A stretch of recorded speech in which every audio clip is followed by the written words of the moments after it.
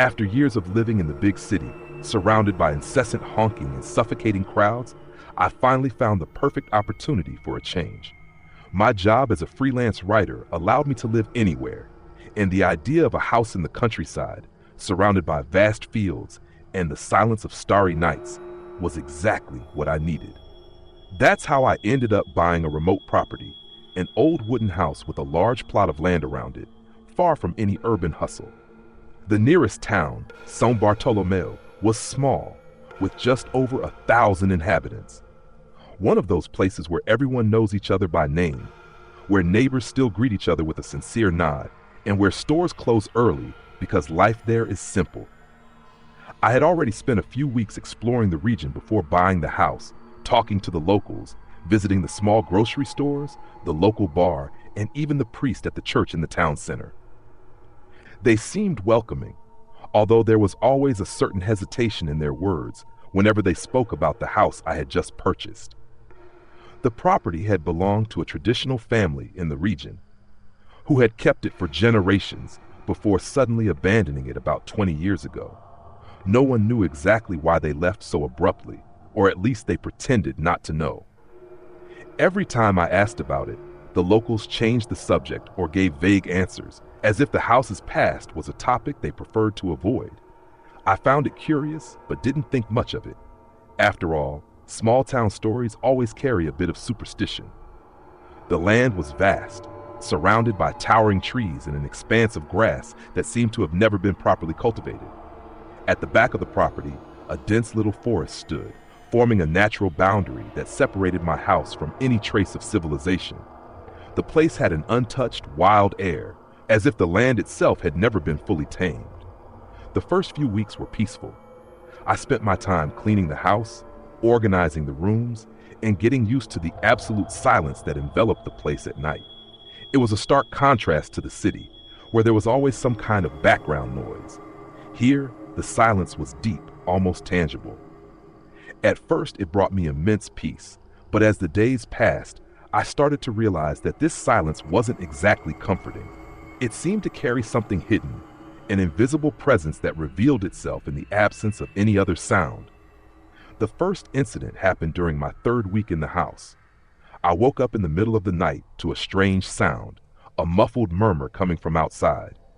I got out of bed, still groggy from sleep, and walked to the window. The night was dark, moonless, and only the faint glow of my bedside lamp lit the room. I waited for a few seconds, trying to pinpoint the source of the sound, but all I heard was the rustling of trees in the wind. I convinced myself it was just my imagination and went back to bed. But the next night, the murmuring returned. This time, it was closer, clearer. It wasn't just the wind or some animal in the forest. It was something different, something that filled me with an inexplicable unease. When I approached the window to look outside, I noticed something even stranger. The ground in the backyard seemed to be pulsating, as if the earth was breathing slowly, rising and falling in short intervals. I blinked a few times, trying to convince myself it was just a trick of the shadows cast by the faint light of the town's farthest street lamp. But something inside me knew it wasn't an illusion. The next morning, I decided to inspect the yard. I walked to the spot where I had seen the strange movement the night before and touched the ground. It felt normal, firm beneath my feet, but something still unsettled me, as if there was something just beneath the surface. I chose to ignore the feeling and go about my day, convincing myself that maybe I was just getting too caught up in the isolation. As the days passed, more strange things started happening. Dead birds began appearing in the yard without explanation. Every morning, I would find 2 or 3 bodies scattered near the house's entrance, as if they had simply fallen from the sky. No signs of attack, no visible marks, just stiff bodies, their dark eyes fixed on something I couldn't see. Additionally, I began to notice that the silence around the house grew even more intense as night fell. There were no sounds of crickets, no croaking of frogs, nothing. It was an absolute, suffocating silence, as if nature itself was holding its breath. It felt as if something was moving through the trees, something invisible, yet perceptible in the way the night seemed to fold around it. Then something happened that finally made me realize there was something profoundly wrong there. One night, while working in the makeshift office I had set up in the living room, I heard a sound coming from outside. It wasn't the muffled murmuring from before, but something more distinct. It was crying. Weak, distant, but unmistakable. A low wail that seemed to drag through the wind, carrying a suffocating sorrow. My first instinct was to think that someone might be hurt, perhaps a lost child in the middle of the forest. I grabbed my flashlight and stepped outside to investigate. But the moment I set foot outside the house, the sound stopped abruptly. The silence enveloped me once again like a heavy shroud. I swept the yard with my flashlight, moving the beam from side to side, trying to spot any sign of movement. Nothing. The ground looked exactly the same. The trees stood still under the light night breeze. But I felt I wasn't alone. The sensation was so strong that my skin prickled and a cold shiver ran down my spine. I went back inside, locking the door behind me. But that night, I had a strange dream. I dreamed that I was buried alive, with the weight of the earth pressing against my chest, making it impossible to breathe. In the dream, I tried to scream, but my voice was smothered by the soil. And then, just before waking up with a jolt, I heard that same crying, louder, closer, as if it were coming from within the earth itself. I woke up with my heart racing, the echo of the crying still vibrating in my mind. Cold sweat covered my skin, and it took me a few seconds to convince myself that I was back in reality. But the sensation of suffocation, of something pressing me down into the earth, lingered in my chest, too vivid to be just a dream. The day dawned cloudy, and a dense fog covered the land around the house. For the first time since moving in, I hesitated before opening the door. Something inside me told me that things had changed out there, that the place was no longer the same. But I had no choice. I had to go on with my routine. As I stepped outside, I found new dead birds scattered across the lawn.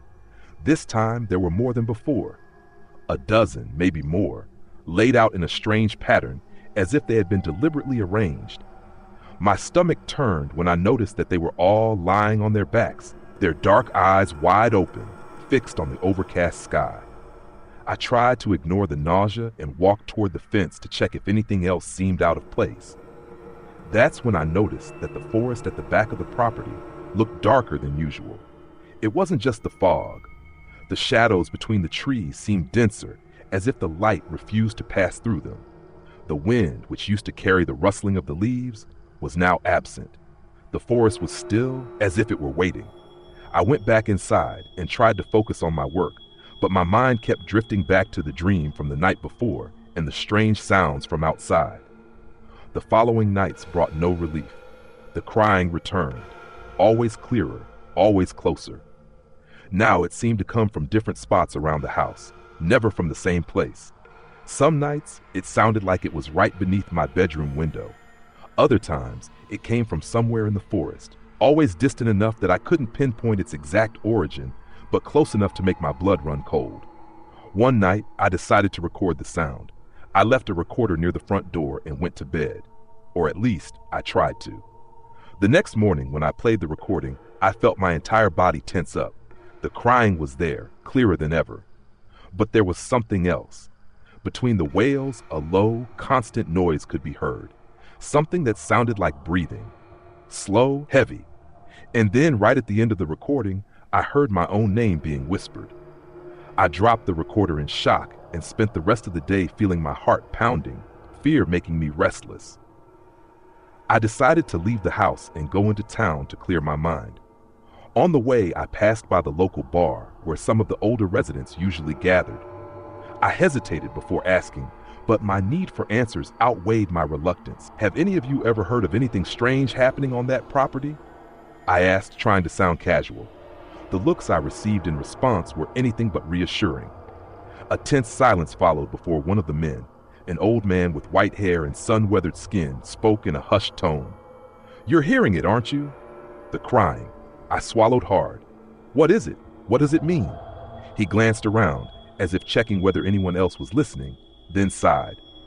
"A long time ago, before that house was built, that land was a burial ground. Ancient, older than the town itself. I don't know much, but the elders used to say we should never disturb that ground. Some tried, and all of them, he hesitated. They left. Or worse, what did he mean by that? I pressed for more information, but no one else wanted to talk about it. Their silence spoke louder than any words could. I returned home with a weight on my chest. From that night on, I started paying more attention to the ground, to the land surrounding the house. And that was when I noticed something that sent a chill through me. Marks. Small depressions in the soil, like barefoot footprints, scattered around the house. They weren't human footprints, nor did they belong to any animal I knew. They were small, deep, and seemed to appear out of nowhere, disappearing without any clear direction. As if something had been circling my house every night, the windows started reflecting shadows I didn't recognize. Small figures moving too fast for me to identify. On some nights, the wood of the house creaked, as if something were pressing against the walls from the outside. I locked doors and windows, but the feeling of being watched never left me. Night after night, the crying continued, growing more intense, more anguished. The silence between the wails was filled with the sound of something dragging along the ground, something invisible, yet undeniably present, something that seemed to be getting closer and closer. That night, I decided I needed to understand what was happening once and for all. The crying was louder than ever, echoing through the walls of the house, filling every corner with its desperate wailing. I grabbed a flashlight and stepped outside, determined to follow the sound to its source. A thick fog covered the land, dense like a veil, making every step uncertain. The sound seemed to be coming from the woods, but as I moved between the trees, I realized it was shifting, guiding me deeper in. The ground beneath my feet felt different, softer, as if I was walking on something that wasn't supposed to be there. Slowly, the fog thinned, revealing a clearing. At its center, the earth was disturbed, as if something had recently been unearthed. But there were no dead birds, no signs of animals digging. As I stepped closer, I noticed the ground pulsing slightly, as if something was breathing just beneath the soil. My instincts screamed for me to run, but my legs refused to obey. A low, guttural sound began to rise, no longer crying, but a collective whisper, voices blending together, speaking in a language I couldn't understand. The air around me grew heavy, and the stench of damp, rotting earth filled my lungs. Suddenly, the ground beneath my feet began to give way. I fell to my knees, my hands sinking into the shifting soil. Something moved beneath me, and for a brief moment, I saw fingers emerging from the earth, twisting as if grasping for air. A primal terror took hold of me, and I forced my body to react. Stumbling backward, I ran toward the house without looking back. I spent the rest of the night locked inside, waiting for the sound to stop. But it never did. It only changed. It was no longer crying from the woods. Now it came from the walls of the house, from the floor, from the ceiling, as if the very structure was mourning along with whatever rested beneath it. The next morning, I had no choice. I hastily packed my things and abandoned the house. When I looked back one last time, I saw the fog closing in around it, as if swallowing the building back into the place it should never have been. I never returned. But even miles away, I still wake in the middle of the night, certain that I can hear a muffled crying coming from the ground, calling for me. Thank you for watching. Please subscribe for more.